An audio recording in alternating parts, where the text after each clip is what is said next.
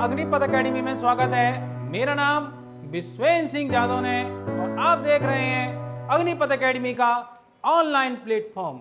ना तू रुकेगा, ना तू मुड़ेगा, ना तू थकेगा। मेरे साथ कर शपथ, कर शपथ, कर शपथ, क्योंकि यह तेरा अग्निपथ, अग्निपथ, अग्निपथ। स्वागत है आप सभी लोगों का अग्निपथ एकेडमी के यूट्यूब चैनल पर।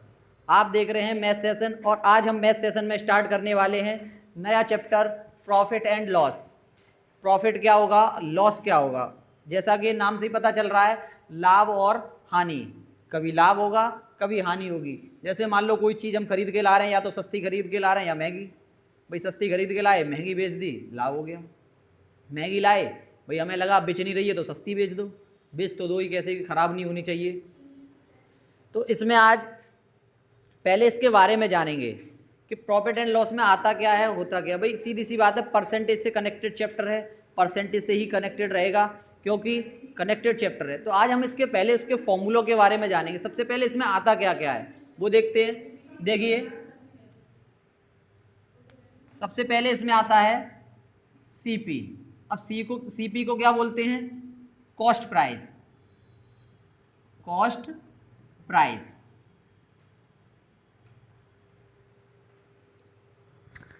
स्पेलिंग पे ध्यान दीजिए बस। Cost price,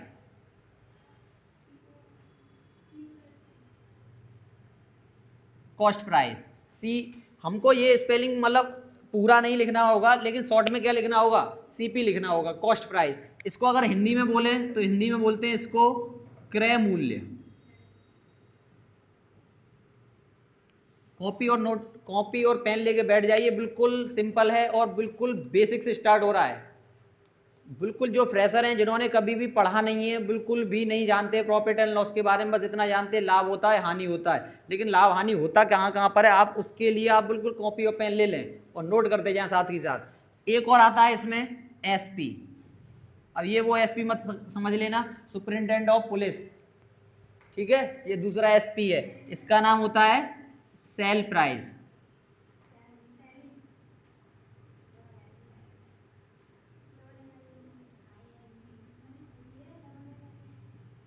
selling price. देखिए सेल प्राइस को क्या बोलते हैं, विक्रय मूल्य। विक्रय मूल्य, क्लियर। फिर आगे आता है एमपी।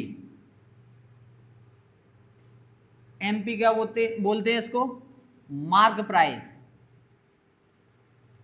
मार्क प्राइस, इसको बोलते हैं अंकित मूल्य। अंकित मूल्य।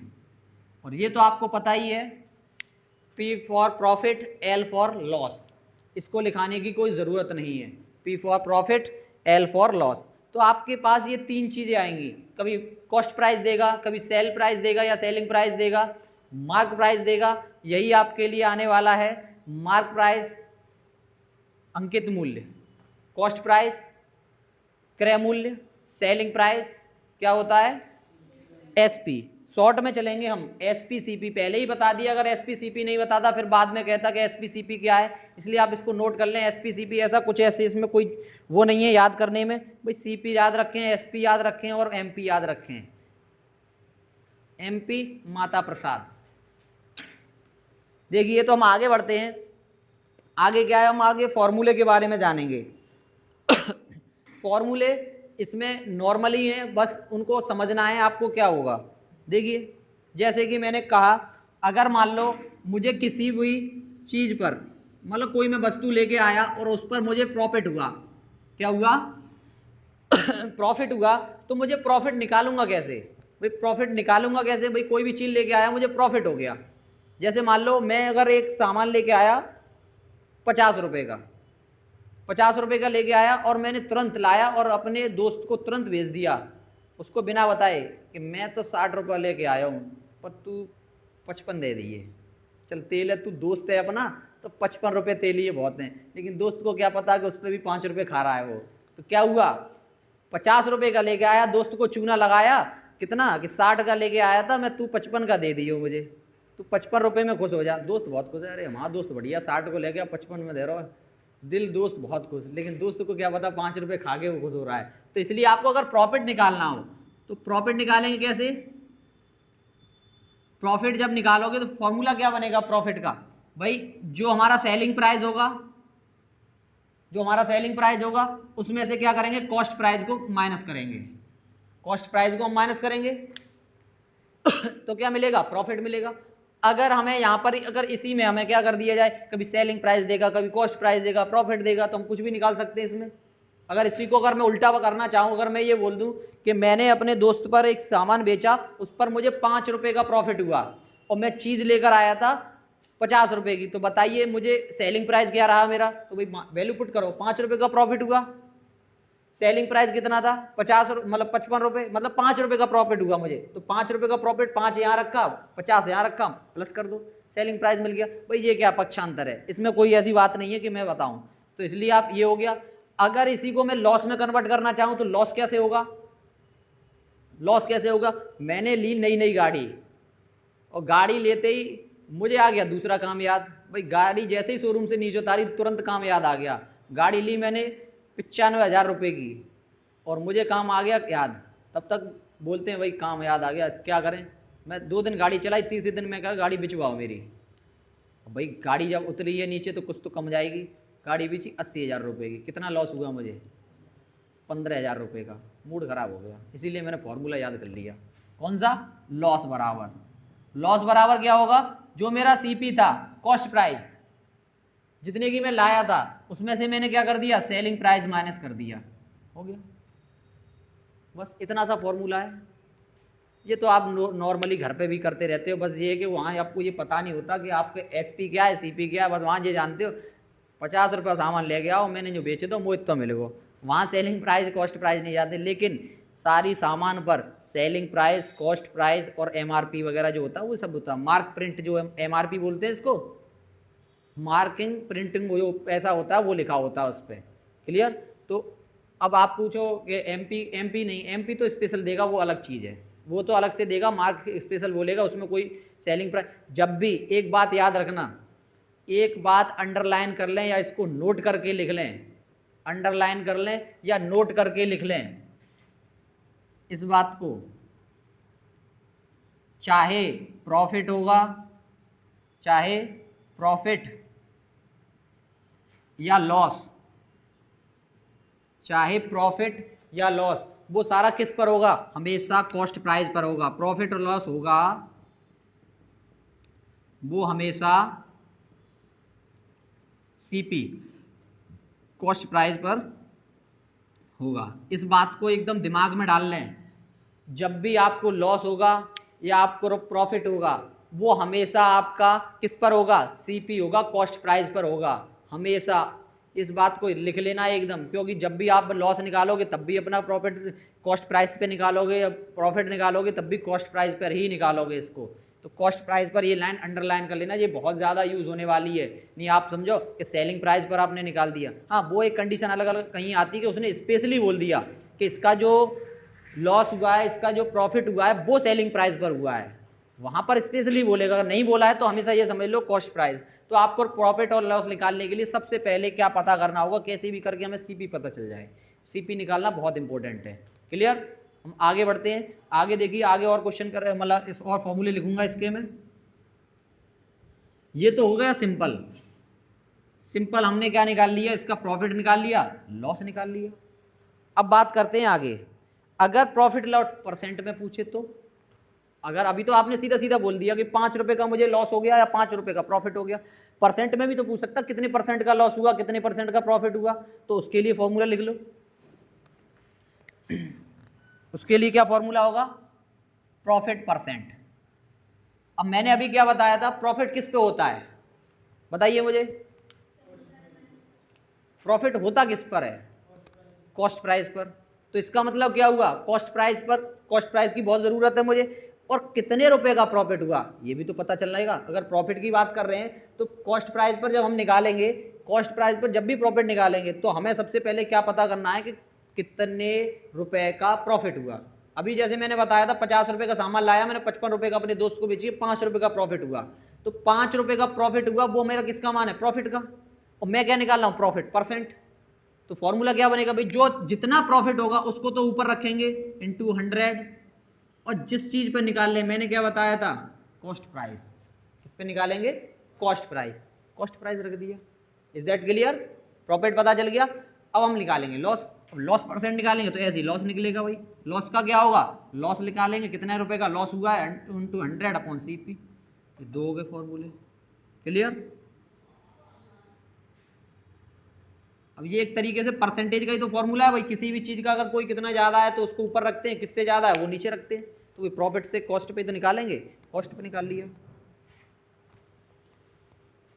देखिए आगे बढ़ते हैं। ये तो हमारा प्रॉफिट हो गया। अगर हमें सवाल में सेलिंग प्राइस निकालना हो, सेलिंग प्राइस निकालना हो, प्रॉफिट हुआ हो और लॉस हुआ हो, तब हम कैसे निकालेंगे भाई? कभी कभी क्या है, कॉस्ट प्राइस नहीं देता है या कॉस्ट प्राइस दे दी, अब वो बोले भाई इसका सेलिंग प्राइस क्या, और वहां पे पहले आप पहले कॉस्ट प्राइस निकालोगे, ये निकालोगे, उसके लिए भी डायरेक्ट फॉर्मूला है। क्लियर? तो ये नोट कर लिया। मैं नेक्स्ट आगे करता हूं। अब मुझे क्या निकालना है, सेलिंग प्राइस। अगर मुझे किसी वस्तु का सेलिंग प्राइस निकालना है, और भी क्वेश्चन में कुछ दिया होगा आगे वो देखेंगे। तो अगर सेलिंग प्राइस मुझे निकालना है, सेलिंग प्राइस, अब क्या क्या देगा सेलिंग प्राइस के लिए? सेलिंग प्राइस के लिए मुझे कॉस्ट प्राइस भी दे सकता है। कॉस्ट प्राइस दे दिया, परसेंटेज दे दी, कितने परसेंट है, कितने परसेंट कम है या ज़्यादा है, वो सारी परसेंटेज दे दी। तब निकालेंगे। तो भाई कैसे, अगर कॉस्ट प्राइस का परसेंटेज निकालना तो कितने निकालेंगे, CP इंटू 100। अगर प्रॉफिट हो रहा है तो प्रॉफिट वाली वैल्यू लगाएंगे अपॉन 100। बस इतना करना है आपको भाई। अगर सेलिंग प्राइस निकालना है और किसी भी सामान पर हमें प्रॉफिट हो रहा है, किसी भी सामान पर हमें प्रॉफिट हो रहा है, तो भाई क्या फॉर्मूला लगाएंगे, CP into 100 plus P percent, जो भी परसेंट हमें उसका प्रॉफिट हो रहा है अपॉन 100। अब लॉस लगाएंगे तो लॉस में नेगेटिव कर देंगे, बस लॉस करेंगे, लॉस पे परसेंट निकालना है तो CP गुणा 100 माइनस लॉस परसेंट अपॉन 100 हो गया। सिंपल सा फॉर्मूला भाई। सेलिंग प्राइस निकाल लिया, सेलिंग प्राइस कितना था और उसमें लॉस, प्रॉफिट हो रहा था तब सेलिंग प्राइस, और लॉस हो रहा है तब सेलिंग प्राइस। क्लियर? आगे बढ़ते हैं हम, नोट करते जाइए साथ ही साथ। जब सेलिंग प्राइस निकाल सकते हैं तो कॉस्ट प्राइस भी पूछ सकता है भाई, सीधी सी बात है। जब सेलिंग प्राइस पूछेगा तो कॉस्ट प्राइस भी पूछेगा, कॉस्ट प्राइस भी पूछेगा। अब कॉस्ट प्राइस भी पूछेगा तो देखिए कॉस्ट प्राइस के लिए क्या करेंगे भाई, जैसे सेलिंग प्राइस, भाई सेलिंग प्राइस क्या होता है, सीधा निकलेगा। कॉस्ट प्राइस पूछेगा तो अपॉन में करेंगे, अपॉन में करेंगे कि नहीं, तो अपॉन में कर दो भाई। कॉस्ट प्राइस पूछ रहा है भाई, इस बार क्या पूछ रहा है उसने, कॉस्ट प्राइस पूछा है। अभी सेलिंग प्राइस निकाला था हमने, अब कॉस्ट प्राइस पे बढ़ेंगे भाई। कॉस्ट प्राइस निकालेंगे तो कॉस्ट प्राइस निकालने के लिए क्या करेंगे भाई, सेलिंग प्राइस देगा क्वेश्चन में, सेलिंग प्राइस भी देगा, और क्या देगा, प्रॉफिट परसेंट देगा, कितने का प्रॉफिट हुआ, कितने का। कॉस्ट प्राइस निकालेंगे तो कॉस्ट प्राइस निकालने के लिए क्या करेंगे, सेलिंग प्राइस दिया होगा हमें इंटू 100 अपॉन क्या होगा, परसेंटेज किसका दिया होगा, प्रॉफिट का, तो प्लस P%। अगर हमें CP दिया, लॉस में दिया हुआ है तो CP upon 100 upon 100 minus L%। बस ये फॉर्मूला है।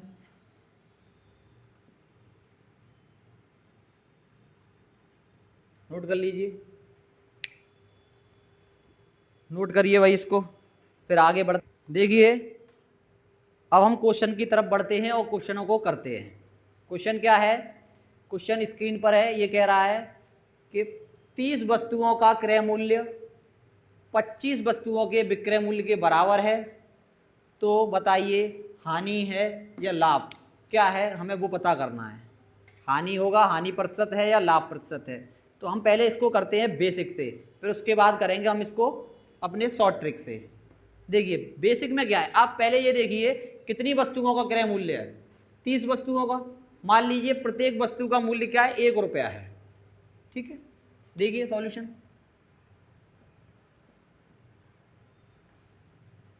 मान लिया हमने, माना प्रत्येक वस्तु का मूल्य कितना है, 1 रुपये मान लिया हमने। कितना मान लिया, 1 रुपये। हमारे पास वस्तुएं कितनी क्रय जो हमने खरीदी है, मतलब हमने जो 1 रुपये, हमने मान लो जो 25 वस्तुएं खरीदी हैं उसमें से एक वस्तु का जो कीमत है 1 रुपया है, तो 30 वस्तुओं की कितनी हो गई? 30 रुपए, सीधी सीधी बात है। ठीक है, तो अब एक मान लो कितने किसके बराबर है भाई? क्रय मूल्य बराबर 1 रुपए की एक वस्तु है, तो 25 वस्तु हम जब खरीदेंगे वो क्या करे? 30 वस्तुओं का क्रय मूल्य, आप समझना क्वेश्चन को, यहाँ पर 30 वस्तुओं का जो क्रय मूल्य है 25 वस्तुओं के विक्रय मूल्य के बराबर है। तो सीधी सी बात है कोई 25 वस्तुएं कितने रुपए की होगी? 25 रुपए की। 25 वस्तुएं कितने की होगी? तो 25 रुपए की। तो हमने जो 25 वस्तुएं कितने की होगी? 25 वस्तुएं कितने की होगी? 25 रुपए की। अब वो क्या कह रहा है? 30 वस्तुओं का विक्रय मूल्य, क्रय मूल्य, विक्रय मूल्य जो है 25 वालों के बराबर है। तो जो 30 की वैल्यू है 25 के बराबर होगी कि नहीं होगी? तो मतलब जो 25 का मूल्य है वही 30 का होगा सेम। तो यानी कि जो 30 का भी प्राइस कितना होगा? 30 रुपये हो जाएगा। 30 का भी प्राइस कितना हो जाएगा? 30 रुपये हो जाएगा। 30 वस्तुओं का प्राइस भी कितना हो जाएगा? वो भी क्या हो गया? 30 रुपये का हो गया। अब एक बात बताइए, कितने रुपए बढ़ गए इसमें? 5 रुपये बढ़ गए। अभी मैंने क्या बताया? जब बढ़ गए तो क्या हो गया? प्रॉफिट हो गया। और प्रॉफिट का फॉर्मूला क्या लगाया था मैंने? जिसको याद है, एसपी माइनस सीपी। इससे तो हमें पहले ही पता चल गया प्रॉफिट निकल गया। प्रॉफिट परसेंट का फॉर्मूला बताइए। देखिए तो हमें क्या हो रहा है? प्रॉफिट हो रहा है। प्रॉफिट परसेंट का फॉर्मूला था P इंटू 100 अपॉन CP। तो भाई कितने का फायदा हो रहा था? 5 रुपए का इंटू 100 अपॉन कितना? CP कितना SP CP 25। तो ये कितना हो गया? 25 पंजे 100, 25 पंजे 125, 25 चौके 100 यानी कि 20। कितना हो गया? 20% का क्या हो गया? उसको लाभ हो गया। क्या आया? ये प्रॉफिट निकल के आया था। ये तो हो गया बेसिक। अब हम करेंगे इसको शॉर्ट ट्रिक से। कैसे करेंगे? देखिए साइड में देखिए, शॉर्ट ट्रिक से हम इसको इस तरीके से नहीं करेंगे क्योंकि हमें करना है कंपटीशन। हमें किसी को नोट्स नहीं बना के देना है, या मतलब किसी बच्चे क्लास को नहीं पढ़ा रहे हैं कि उसको ऐसे दे दिया, पर ये बता इसलिए दिया है कि हम ऐसे कर सकते हैं इस सवाल को। देखिए शॉर्ट कैसे करेंगे। शॉर्ट उसने क्या बोला है? 30 वस्तुओं का क्रय मूल्य। 30 वस्तुओं का क्रय मूल्य किसके बराबर है? 25 वस्तुओं के विक्रय मूल्य के बराबर है। तो देखिए ट्रिकली कैसे करेंगे हम इसको, शॉर्ट में कैसे करेंगे भाई। 30 वस्तुओं का क्या है? क्रय मूल्य। क्लियर? 30 वस्तुओं का क्या है? क्रय मूल्य। यानी 30 गुणा जो वस्तु है वो किसके बराबर है? 25 वस्तुओं के विक्रय मूल्य के बराबर है। तो बराबर किसके हो गया? 25 वस्तुओं के विक्रय मूल्य यानी सेलिंग प्राइस के बराबर। समझ पा रहे हैं आप लोग? 30 वस्तुओं का CP 25 वस्तुओं के SP के बराबर है। तो यहां से क्या निकालना है? CP और SP का रेशियो। तो निकाल लो भाई। तो CP अपॉन SP निकालेंगे। तो CP अपॉन SP होगा तो 25/30। 25/30 हो गया। भाई रेशियो काटना चाहो तो काट लो, नहीं यहीं से कर दो। भाई काटना चाहोगे तो कितना कटेगा? ये कटेगा 5 बार और ये कटेगा 6 बार। तो CP कितना आया और SP कितना आया? तो 5/6। इसका मतलब क्या हुआ? यानी 5 रुपए की वस्तु थी और 6 रुपए में बेच रही थी। क्या हुआ? प्रॉफिट हुआ। ठीक है, कितने की हो रही थी? प्रॉफिट कितने का हो रहा था? 5 रुपए की वस्तु है, 6 रुपए की बेच रही है। क्लियर? 6 रुपए की बेच रही है तो क्या हुआ? प्रॉफिट हुआ कितने का? 1 का। तो हमें परसेंटेज निकालना है भाई। प्रॉफिट परसेंट का फॉर्मूला मैंने क्या लगाया था? प्रॉफिट कितने का हो रहा है? 1 का इंटू 100 कितने का? कितने रुपए पे हो रहा है? 5 रुपए पे। तो 20 पंजे 100।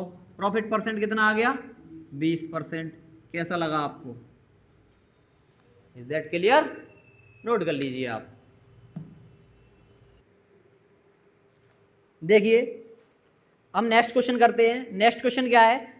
20 वस्तुओं का कॉस्ट प्राइस 25 वस्तुओं की सेलिंग प्राइस के बराबर है। प्रॉफिट एंड लॉस का परसेंटेज क्या होगा बताइए। देखिए कैसे करेंगे हम इसको, अभी की तरह करेंगे भाई। कैसे करेंगे भाई? कितना है? 20 वस्तुओं का कॉस्ट प्राइस।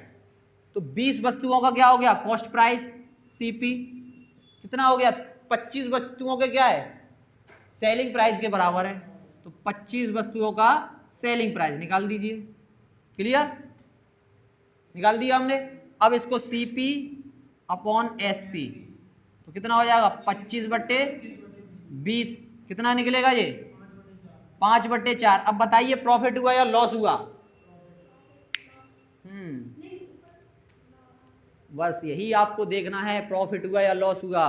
भाई सीपी का मूल्य कितना है रेशियो में 4, सॉरी एसपी का कितना हुआ 4, सीपी का 4 5, कितने का लॉस हो रहा है 1 का। भाई 5 की वस्तु थी 4 में बिच रही है, क्या हो रहा है यहाँ पर कितने का लॉस हो रहा है 1 का लॉस।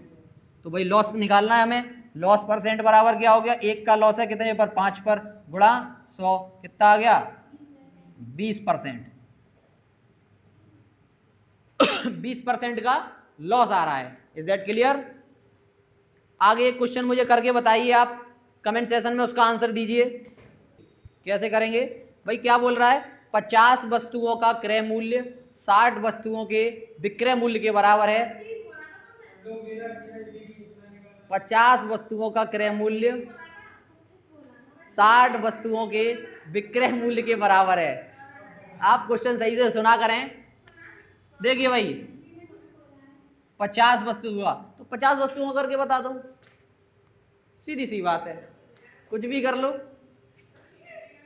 तो देखिए मैं इसको थोड़ा सा सॉल्यूशन करूं, आप करके बताइए।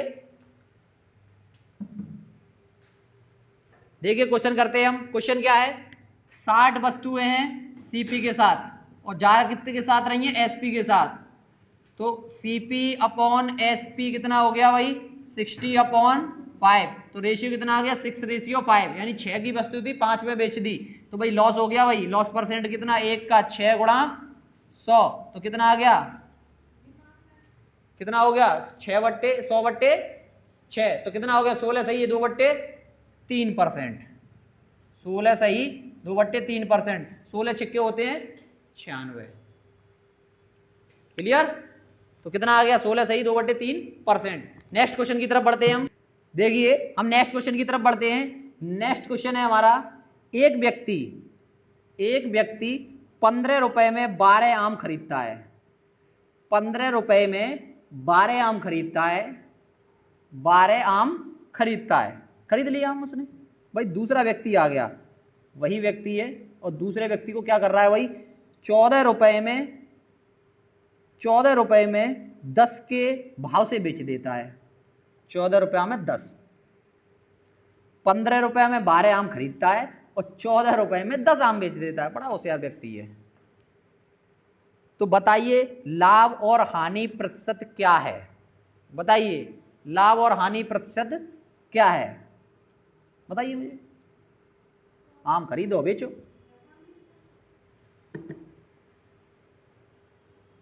देखिए इस तरीके का क्वेश्चन कैसे करेंगे, होगा ऐसे ही लेकिन थोड़ा सा पैटर्न अलग है। थोड़ा सा पैटर्न अब अलग है, वो देखिए क्या अलग है समझ लेते हैं। भाई देखो ये हमारा हो गया सेलिंग कॉस्ट प्राइस और ये हो गया हमारा सेलिंग प्राइस। ठीक है भाई 15 रुपए में कितने आम खरीद रहा है 12 आम।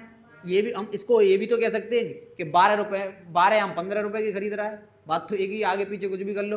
तो उसने क्या किया भाई, हम जो परसेंटेज निकालेंगे प्रॉफिट एंड लॉस निकालेंगे वो किस पे निकालेंगे, आमों पर थोड़ी ना निकालेंगे, हम तो पैसों पे निकालेंगे। किस पे निकालेंगे, पैसों पर निकालेंगे। तो पैसे कितने हमारे 15 रुपए।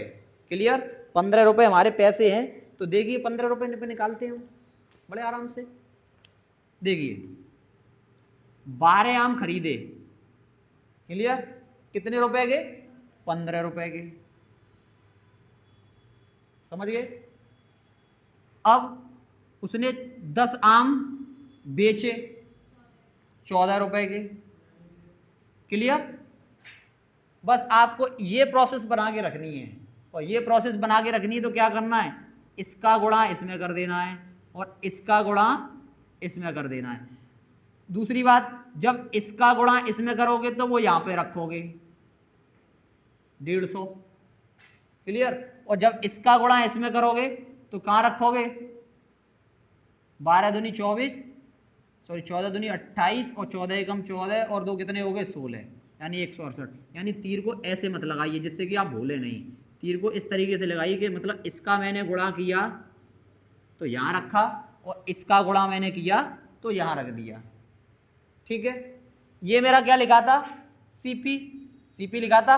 अब ये मेरी क्या हो गई कॉस्ट प्राइस और ये मेरी क्या हो गई सेलिंग प्राइस। तो भाई सेलिंग प्राइस कॉस्ट प्राइस से कितनी ज्यादा है बताइए 18 रुपए ज्यादा है।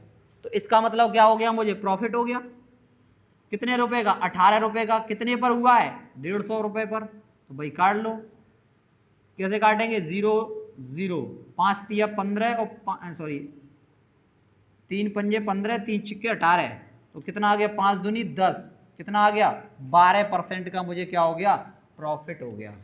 कितना हो गया मुझे 12% का प्रॉफिट हो गया। नोट कर लीजिए हम नेक्स्ट क्वेश्चन कराएंगे आपको उसमें और क्लियर हो जाएगा। एक व्यक्ति 12 आम 10 रुपए में खरीदता है और उन्हें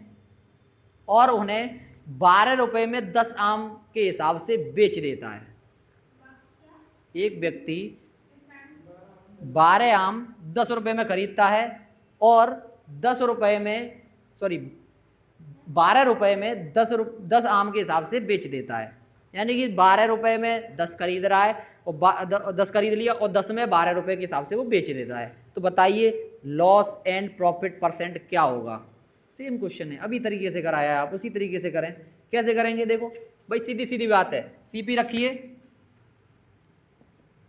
और एसपी रख लीजिए। भाई कितने रुपए में खरीद रहा है 12 रुपए में 10। तो मैंने क्या बताया था पहले रखिए पैसे। आप कभी कंफ्यूजन में नहीं आएंगे अगर पहले पैसे रख लिए तो बड़े आसान से कर सकते हो आप। क्लियर। तो पहले पैसे रख लीजिए भाई पहले कितने खरीद रहा है 12 10 ठीक है। तो 10 रुपए पहले रख लो पहले पैसे रखेंगे। उसमें क्या रखा था पैसे ही रखे थे आम रखे थे आम रखेंगे पहले पैसा की बाद में बात करेंगे। पैसा की हम बाद में बात करेंगे पहले 12 आम कितने रुपए में ला रहे हैं 10 रुपए में। बेच कितने में रहे 10 आम 12 रुपए में। नहीं आप अगर ऐसे रखोगे तो थोड़ा सा उल्टा हो जाएगा आपकी सेलिंग प्राइस और कॉस्ट प्राइस मिक्सअप हो जाएगी जैसे ही आपने उल्टा रखा था। क्योंकि मल्टीपल जो करना है वो इधर करना है इसका और इधर करना है इसका। तो ये हो गया 100 और ये हो गया 144। प्रॉफिट कितने का हो गया भाई मुझे 44 रुपए का। 44 रुपए का हो गया कितने पर 100 रुपए पर। तो 100 रुपए पर जब 44 रुपए का प्रॉफिट होगा तो प्रॉफिट कितने रुपए का होगा मुझे पूरा 44 रुपए का ही प्रॉफिट होगा। 44% मेरा क्या हो गया लाभ हो गया। Is that clear. नोट कर लीजिए हम नेक्स्ट क्वेश्चन बोलते हैं। अब नेक्स्ट क्वेश्चन को देखिए। नेक्स्ट क्वेश्चन क्या है एक व्यक्ति 15 रुपए में 8 संतरे खरीदता है 8 संतरे खरीदता है 8 संतरे खरीदता है और 18 रुपए में 10 संतरे के भाव से बेच देता है। 18 रुपए में 10 संतरे के भाव से बेच देता है। तो बताइए प्रॉफिट एंड लॉस क्या होगा। प्रॉफिट एंड लॉस क्या होगा। हाँ प्रॉफिट एंड लॉस क्या होगा।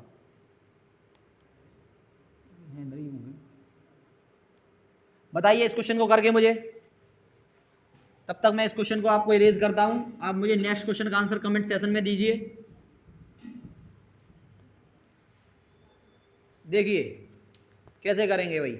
मैंने क्या बताया था सीपी रख लो एसपी रख लो। सीपी रखिए और एसपी रख लीजिए। भाई पहले कितने संतरे बेच रहा है 15 रुपए में 8 संतरे। तो पहले क्या रखेंगे 8 रुपए 8 संतरे कितने 15 रुपए के हिसाब से। फिर कितने कर रहा है वो 18 में 10 यानी 10 के 18 यही तो है। ठीक है मल्टीपल कर दो भाई। इसका इधर करेंगे और इसका इधर करेंगे तो 15 दाम कितने होते हैं 150। 18 और 18 अट्ठे कितने होते हैं 144।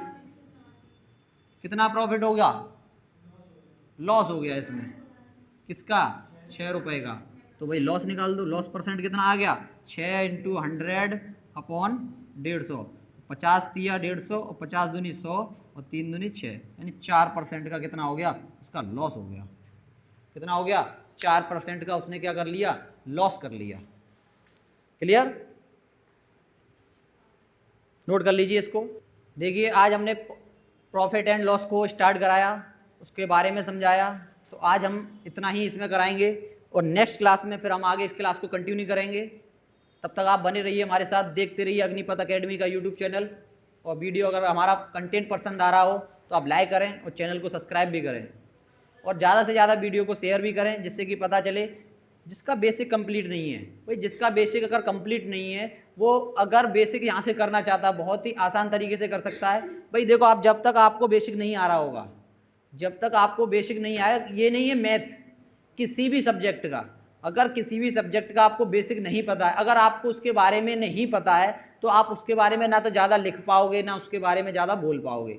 जब तक हमें किसी भी चीज़ की समझ नहीं होगी तब तक हम उसको कर ही नहीं पाएंगे। और हम अगर उसके बारे में जान गए, समझ गए, तो हम उस पर बहुत कुछ लिख सकते हैं, चाहे मैथ हो, चाहे हिंदी हो, चाहे कोई सा भी सब्जेक्ट हो। क्लियर? तो इसलिए आप बने रहिए हमारे साथ और आज की कार्रवाई यहीं समाप्त की जाती है। जय हिंद।